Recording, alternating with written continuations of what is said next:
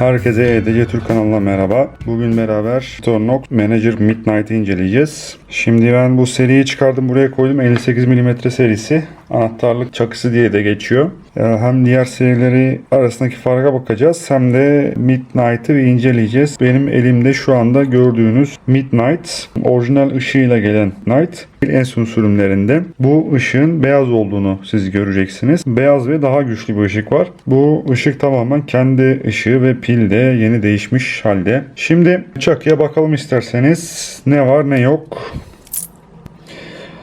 Evet, gördüğünüz gibi tornavida ile başlıyoruz. Phillips kafalı bir yıldız tornavida var. Aynı zamanda bir maden suyu açacağı, şişe açacağı var. Burada bir düz tornavida ve aynı zamanda törpü işlevini görüyor. Burada bir bıçağımız var. Victorinox bıçağı. Burada da bir klasik Victorinox makasımız var. Küçük makaslardan. Ve kalem var. Manager serisinde zaten kalemli serisi. Bunun adı Manager'dı. Bunun adı Manager Midnight. Manager serisi İşte bu Manager serisinden bir tane. Manager serisinde bakın burada kalem bir tarafında var. Bir tarafında da şurada kürdan var. Bunun cımbız olanları da mevcut.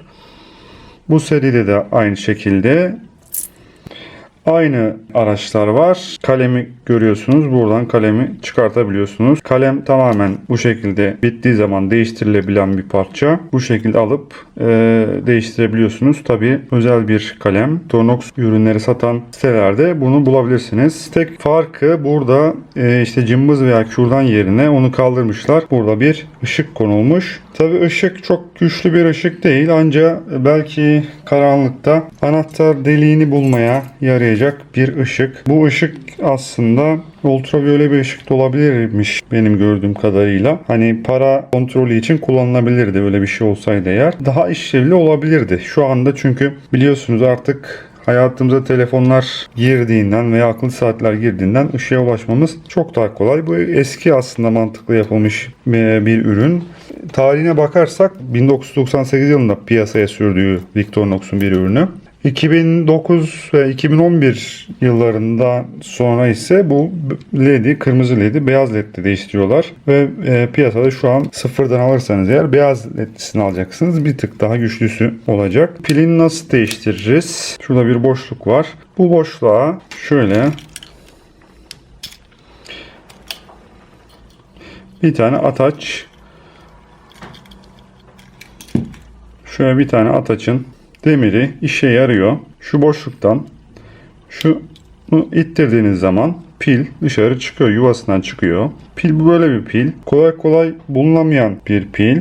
Bayağı aradım ama internetten satışı var. Sonra da bunu tekrardan pili şu şekilde koyuyorsunuz ve tekrardan bunu kapatıyorsunuz. Pil değişimini kapağı açmadan yapmış olabiliyorsunuz. Şu şekilde tık diye de bir ses geldi. Oturdu yerine. Kapak bu şekilde. İçindeki mekanizmaya bakalım, devreye bakalım.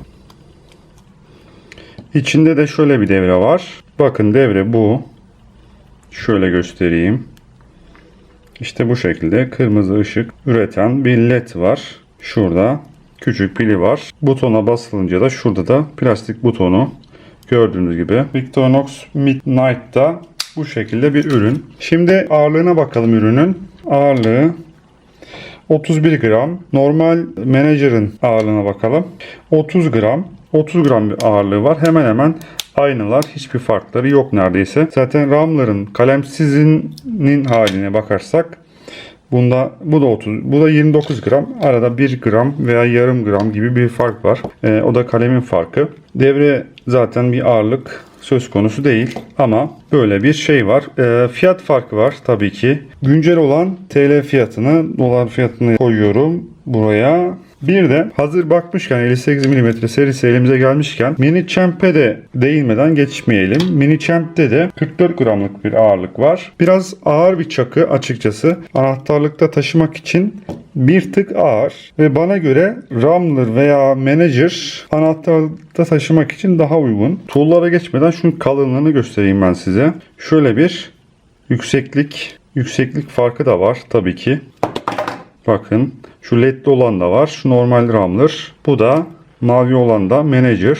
Manager ve Rambler kaba durmuyor. Bu bir tık, bu da kabul edilebilir ama bu biraz daha ağır açıkçası. Yükseklikten de daha çok biraz ağırlık hissediyorsunuz tabii ki. Tool'lar da şöyle bir tool'ları var. Buna şimdi uzun değinmeyeceğim. Bunun tool'ları da bu şekilde.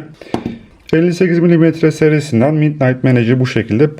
Bu arada atlamadan bunun USB'li olanları da var. O da şu anda 4000 küsür TL gibi bir rakamla en son baktığımda. USB de aynı şekilde. Hem çok mantıklı aslında. Bir tık uzatmışlar bunu USB sığdırmak için. Biraz kalın. Ama normalde anahtarlığınıza eğer USB taşıyorsanız, ki bu şekilde mesela, yani USB ben her zaman taşırım. Hem de USB'nin içine mesela telefon numaramı yazarım. Direkt açtığı zaman biri takarsa eğer görsün diye.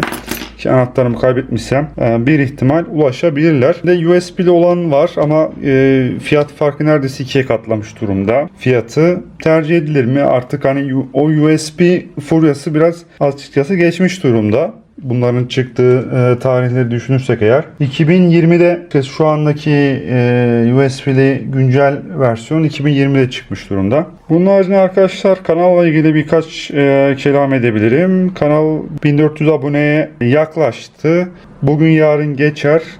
Herkese teşekkür ediyorum. EDC Türk kanalla ilgili daha önce bir açıklama yapmadım ama bu videonun sonunda kısa bir size bilgi vereyim ilgilenen arkadaşlar için. Tabi EDC kavramı aslında bizim hayatımızda, bizim Türkiye'de bilinirliği belki bir 10 yıla kadar gidiyor. Belki daha da fazladır, bilemeyeceğim. Tabi ben çanta taşımaya başladıktan sonra içine bir şeyler koymak gereksinimi hissettim. İşte bıçak olsun. Ondan sonra baktık ki böyle bir kavram var.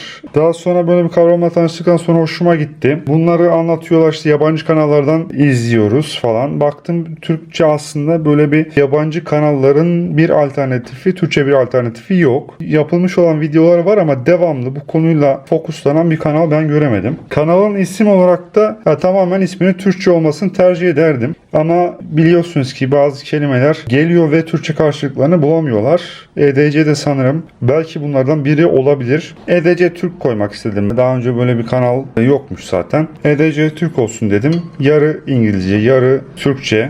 Yani bu konuda tabii eleştirebilirsiniz ama yabancı kelimelerin de aslında Türkçe'de bazen karşılığı olmuyor. Olsa da belki anlamlı bir şey ifade etmeyecek. Açılımı everyday carry bildiğiniz gibi. Her gün taşıdığım şeyler olarak çevrilebilir Türkçe ya da her gün taşıdıkları iki kelimeyle belki çevirebiliriz. Kanala yeni gelenler veya bu videoyu yeni görenler, bu şekilde günlük olarak taşıdığımız ürünleri incelemeye çalışıyorum. Ürün incelemeyi severim. Fiyat performans ürünlerini her zaman kovalardım zaten. Daha önce de denemem olmuştu ama tabii devam etmemiştim. Kanalın tabii geleceği hakkında da konuşmak istersem yapmak istediğim videolar çok fazla. Aslında çok konu var. Yani yapılacak olan çok video var. EDC kavramının içine aslında kulaklık da giriyor.